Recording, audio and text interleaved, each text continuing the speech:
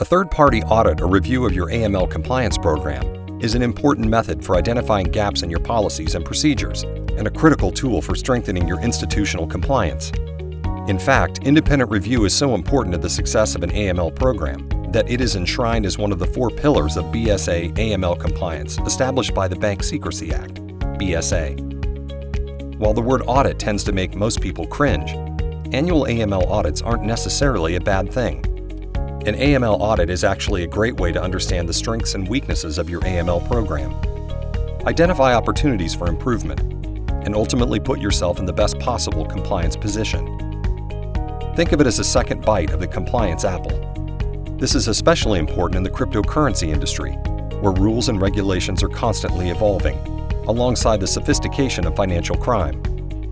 As criminals come up with new ways to take advantage of the financial system, it's important to make sure that your business has everything it needs to stay both compliant and protected.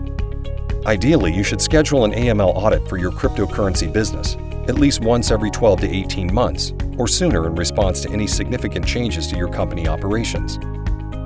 What does an AML program audit involve? An annual AML compliance audit should always be conducted by a qualified and reputable independent third party who will review your compliance program from top to bottom.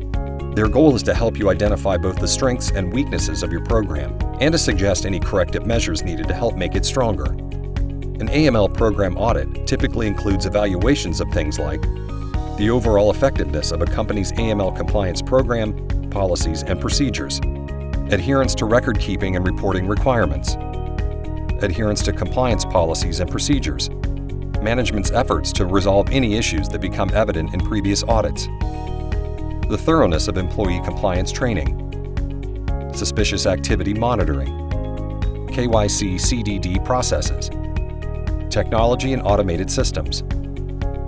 Once the audit is completed, the auditor will draw up a report that details the evaluation process, as well as any compliance issues their review revealed.